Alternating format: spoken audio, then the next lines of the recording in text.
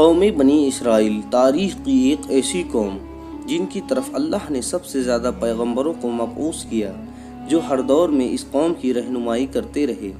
اللہ نے بنی اسرائیل کو ایک لمبے عرصے تک دنیا کے دوسرے اقوام پر شفقت دی اور دنیاوی عروج عطا فرمائی۔ بنی اسرائیل کو بے شمار نعمتوں سے بھی نوازا گیا تھا اور مقدس سرزمین بھی عطا کی گئی تھی۔ اس کے باوجود یہ قوم اللہ کی نافرمان ثابت ہوئی۔ یہودیوں نے اپنے طرف بھیجے گئے بے شمار نبیوں کو قتل کیا، اللہ کے حکم کی پامالی کی اور ہر دور میں شرک میں مبتلا ہو گئے۔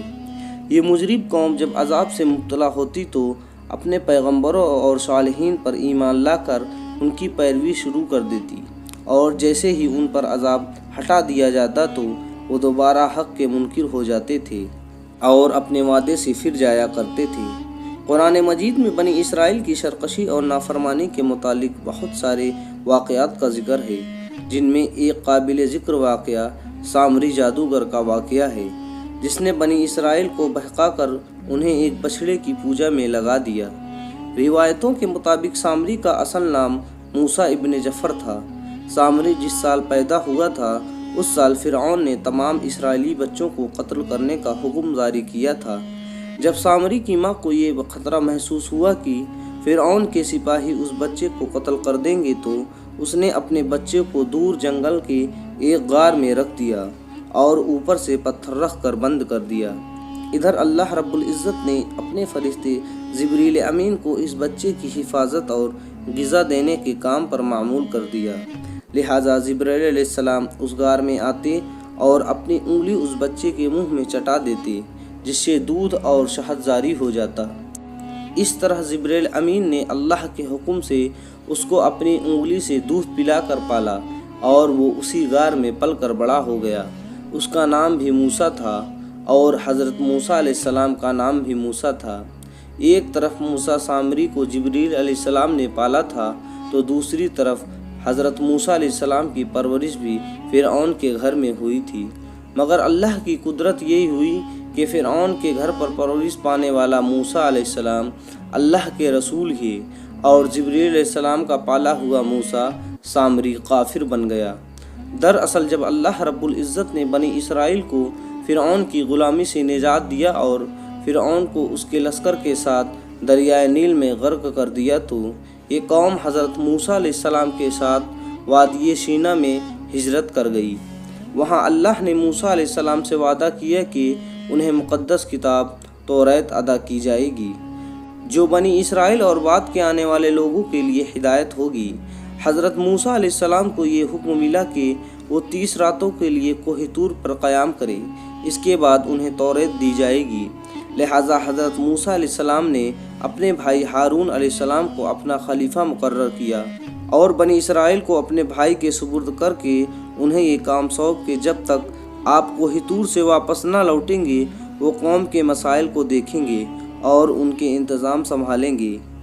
موسیٰ علیہ السلام کوہ طور پر چلے گئے، جہاں آپ پورے 1 ماہ روزے اور عبادت میں مشغول ہو گئے۔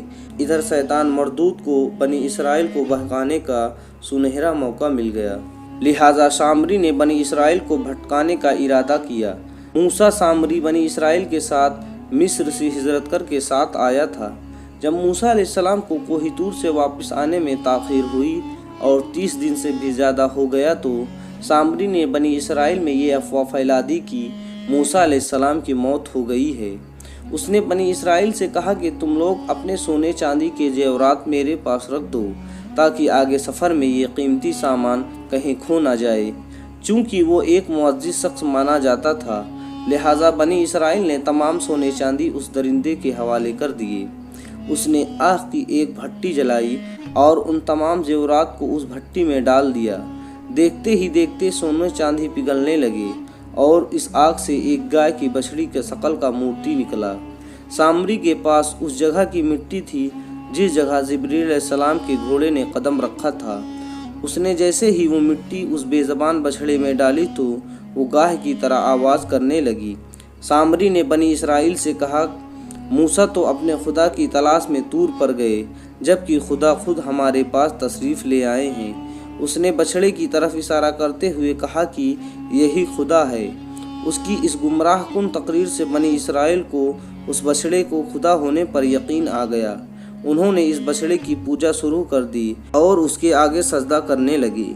12,000 آدمیوں کے سوا ساری قوم سونے کی اس بچڑے کی پوجا شروع کر دی۔ ادھر کوہ طور پر موسیٰ علیہ السلام مسلسل 40 دن روزہ اور عبادت کے بعد موسیٰ علیہ السلام کو اللہ کا کلام ملا، جو 10 مقدس تختیوں پر تحریر کیے گئے۔ جب آپ کوہ طور سے واپس آئے تو اپنی قوم کے ماحول کو تبدیل شدہ پایا۔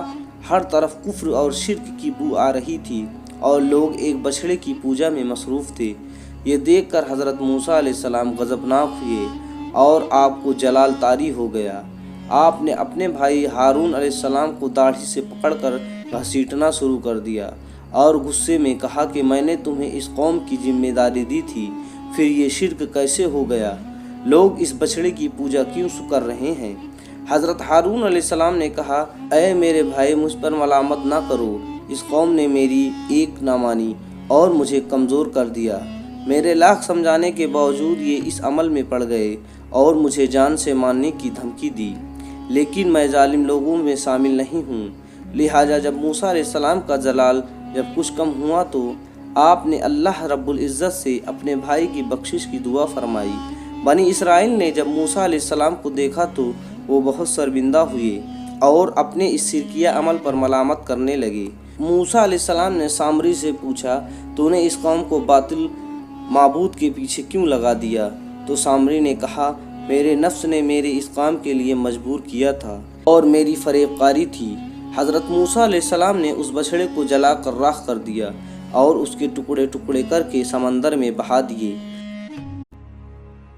روایتوں میں آتا ہے کہ موسیٰ علیہ السلام پر یہ حکم نازل ہوا کہ آپ 80 آدمیوں کو منتخب کر کے کوہ طور پر لے جائیں اور یہ سب لوگ بچھڑا پوجنے والوں کی طرف سے معذرت طلب کرتے ہوئے یہ دعا مانگیں گے کہ بچھڑا پوجنے والوں کے گناہ معاف ہو جائیں۔ لہٰذا موسیٰ علیہ السلام نے چن چن کر اچھے اور صالح آدمیوں کو ساتھ لیا اور کوہ طور پر تشریف لے گئے۔ جب لوگ وہاں معافی طلب کرنے لگے تو اللہ کی طرف سے آواز آئی، اے بنی اسرائیل، میں ہی خدا ہوں اور میرے سوا کوئی معبود نہیں۔ میں نے ہی تم لوگوں کو فرعون کے ظلم سے نجات دلا کر تم لوگوں کو بچایا ہے، لہٰذا تم لوگ فقط میری ہی عبادت کرو اور میرے سوا کسی کو نہ پوجو۔ اللہ کا یہ کلام سن کر یہ 80 آدمی کہنے لگے، اے موسیٰ، ہم ہرگز آپ کی یہ بات نہ مانیں گے جب تک ہم اللہ کو اپنے سامنے نہ دیکھ لیں۔ یہ 80 آدمی اپنی ضد پر قائم رہے کہ ہم کو اللہ کا دیدار کروائیں، ورنہ ہم ہرگز نہ مانیں گے۔